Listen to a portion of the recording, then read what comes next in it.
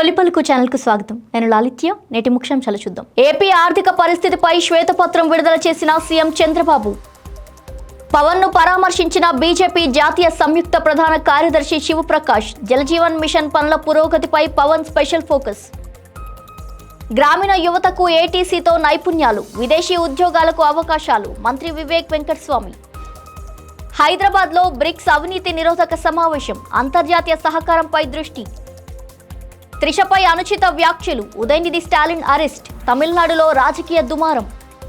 తుంగతుర్తి వివాదంపై జగ్గారెడ్డి నివేదిక. సీల్డ్ కవర్లో పీసీసీకి అందజేత. ఫిర్యాదు చేయడానికి వెళ్తే అవమానం. ఎస్ఐపై అంగన్వాడీ టీచర్ల ఆరోపణలు. హైడ్రా ప్రజలను వేధించే సంస్థ. బీజేపీ ఎంపీ ఈటెల రాజేందర్ విమర్శలు. తెలంగాణలో భారీ వర్షాల నేపథ్యంలో పలు జిల్లాలకు ఎల్లో అలర్ట్ జారీ చేసిన వాతావరణ శాఖ. వరదల్లో చిక్కుకున్న పెళ్లి బస్సు. 45 మందిని కాపాడిన సహాయక బృందాలు. హైదరాబాద్ లో స్వదేశీ టర్బోజెట్ ఇంజిన్ తయారీ. డిఆర్డీఓకు ఆజాద్ ఇంజనీరింగ్ అందజేత.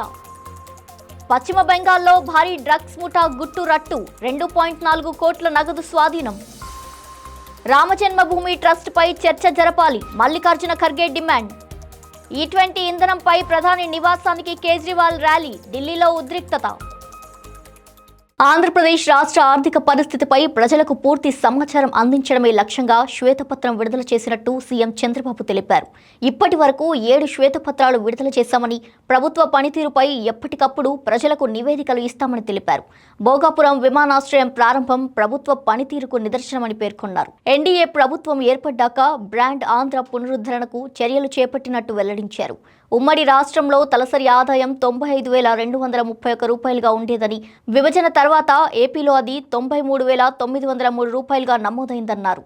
2019 నుండి 24 మధ్య జీఎస్టీపీ వృద్ధి రేటు 3.18% తగ్గడంతో 6.94 లక్షల కోట్ల నష్టం జరిగిందని సీఎం చంద్రబాబు స్పష్టం చేశారు. రాష్ట్ర ఉప ముఖ్యమంత్రి పవన్ కళ్యాణ్ ను బీజేపీ జాతీయ సంయుక్త ప్రధాన కార్యదర్శి శివప్రకాష్ మర్యాదపూర్వకంగా కలిశారు. ఇటీవల భుజానికి శస్త్రచికిత్స చేయించుకొని విశ్రాంతి తీసుకుంటున్న పవన్ ఆరోగ్య పరిస్థితిని అడిగి తెలుసుకుని త్వరగా కోలుకొని ప్రజాసేవలో మరింత చురుకుగా పాల్గొనాలని ఆకాంక్షించారు. ఈ భేటీలో బీజేపీ రాష్ట్ర అధ్యక్షుడు పీవీఎన్ మాధవ్, రాష్ట్ర ఆర్గనైజింగ్ జనరల్ సెక్రటరీ మధుకర్ కూడా పాల్గొన్నారు. అనంతరం ముఖ్యమంత్రి ఆదేశాల మేరకు ఉమ్మడి ఉభయ గోదావరి జిల్లాల్లో జల్ జీవన్ మిషన్ పనుల పురోగతిపై రాష్ట్ర ఉప ముఖ్యమంత్రి పవన్ కళ్యాణ్ ఎక్స్ వేదికగా స్పందించారు. 3,050 కోట్ల నిధులతో చేపట్టిన అమరజీవి జలధార మెగా వాటర్ గ్రిడ్ ప్రాజెక్టుల ద్వారా సుమారు 33 లక్షల మందికి స్వచ్ఛమైన తాగునీరు అందించడమే లక్ష్యంగా తెలిపారు.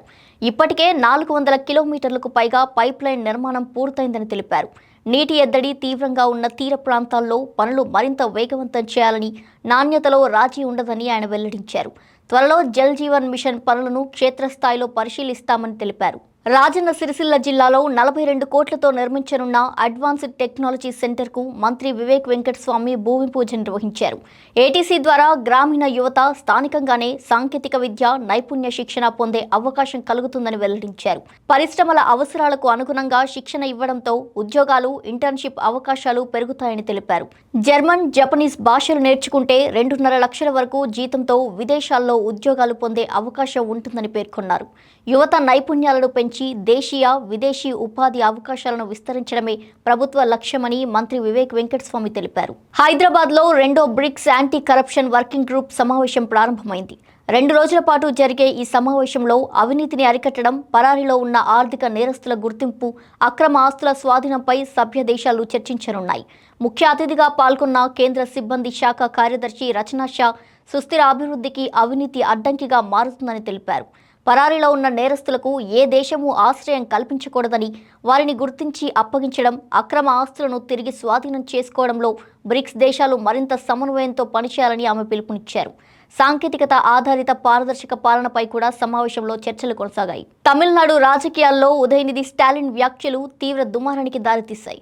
నటి త్రిషపై డబుల్ మీనింగ్ వ్యాఖ్యలు చేశారన్న ఆరోపణలతో తంజావూరు పోలీసులు 6 సెక్షన్ల కింద కేసులు నమోదు చేసి చెన్నైలోని ఆయన నివాసానికి వెళ్లి అదుపులోకి తీసుకున్నారు. ఈ వ్యవహారంలో ముందస్తు బెయిల్ కోసం ఉదయనిధి మద్రాస్ హైకోర్టును ఆశ్రయించగా అత్యవసర విచారణ జరిగింది. మరోవైపు ఆయన నివాసం వద్దకు భారీగా చేరుకున్న డీఎంకే కార్యకర్తలు నిరసనకు దిగడంతో ఉద్రిక్త పరిస్థితులు నెలకొన్నాయి. ఉదయనిధిపై కఠిన చర్యలు తీసుకోవాలని టీవీకే మహిళా విభాగంతో పాటు జాతీయ మహిళా కమిషన్కు కూడా ఫిర్యాదులు వెళ్లాయి. తుంగతుర్తి నియోజకవర్గంలో కాంగ్రెస్ వర్గపోరుపై టీపీసీసీ వర్కింగ్ ప్రెసిడెంట్ జగ్గారెడ్డి తన విచారణ నివేదికను పార్టీకి సమర్పించారు. గాంధీ భవన్లో పీసీసీ అధ్యక్షుడు మహేష్ కుమార్ గౌడ్ను కలిసి 7 పేజీల నివేదికను సీల్డ్ కవర్లో అందజేశారు. అధ్యక్షుల నియామకాన్ని కేంద్రంగా చేసుకుని ఎమ్మెల్యే మందుల సామేల్, ఎంపీ చామల కిరణ్ కుమార్ రెడ్డి వర్గాల మధ్య తీవ్ర విభేదాలు చోటు చేసుకున్నాయి. ఈ ఘటనపై పార్టీ అధిష్టానం జగ్గారెడ్డిని ప్రత్యేక పరిశీలకుడిగా నియమించింది. ఇప్పుడు ఈ నివేదిక ఆధారంగా కాంగ్రెస్ అధిష్టానం క్రమశిక్షణ చర్యలు తీసుకుంటుందా లేక ఇరు వర్గాలకు సర్ది చెప్తుందా అన్నది ఆసక్తిగా మారింది. మహబూబాబాద్ జిల్లా దంతాలపల్లి పోలీస్ స్టేషన్లో అంగన్వాడీ టీచర్లతో ఎస్ఐ దురుసుగా ప్రవర్తించాడన్న ఆరోపణలు కలకలం రేపుతున్నాయి. తమను నరేష్ అనే వ్యక్తి 3 ఏళ్లుగా వీడియోలు తీసి వేధిస్తున్నాడని ఫిర్యాదు చేసేందుకు వెళ్లిన టీచర్ ఆవుల మంజుల, హెల్పర్ వెంకటలక్ష్మిని ఎస్ఐ రవికుమార్ అవమానించాడని వారు ఆరోపించారు. ఫిర్యాదు చేసిన వ్యక్తి ముందే బూతులు తిట్టి బెదిరించాడని బాధితులు తెలిపారు. ఈ ఘటనపై మనస్తాపానికి గురైన మంజుల స్పృహ తప్పి పడిపోవడంతో ఆసుపత్రికి తరలించారు.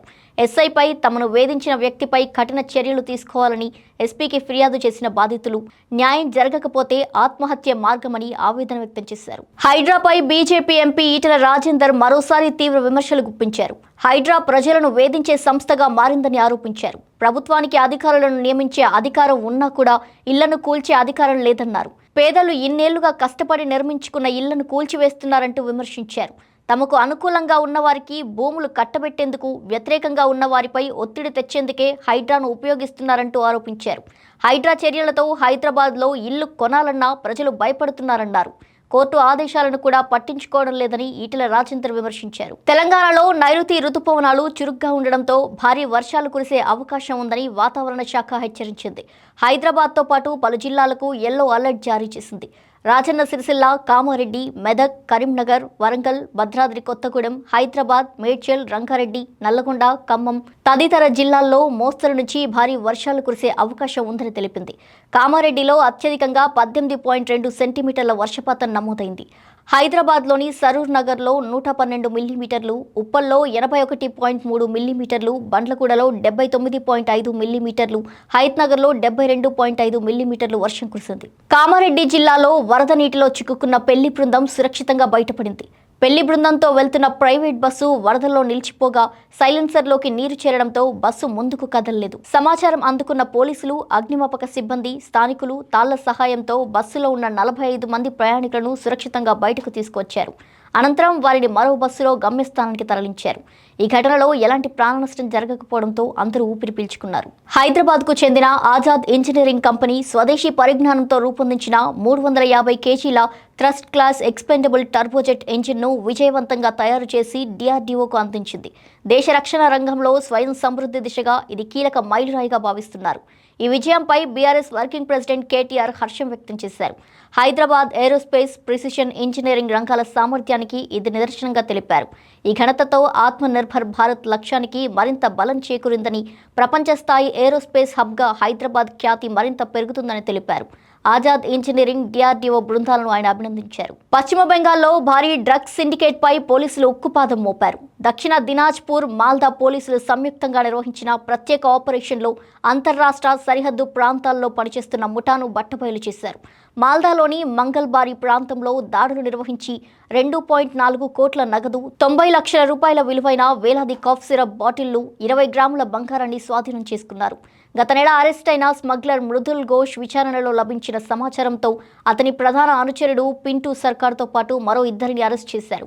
ఈ డ్రగ్స్ నెట్వర్క్ కు సంబంధించిన మరిన్ని వివరాలు వెలికితీసేందుకు పోలీసులు విచారణను వేగవంతం చేశారు. పార్లమెంట్లో శ్రీరామ జన్మభూమి తీర్థక్షేత్ర ట్రస్టుకి సంబంధించిన ఆరోపణలపై చర్చ జరపాలని కాంగ్రెస్ అధ్యక్షుడు, రాజ్యసభ ప్రతిపక్ష నేత మల్లికార్జున ఖర్గే డిమాండ్ చేశారు.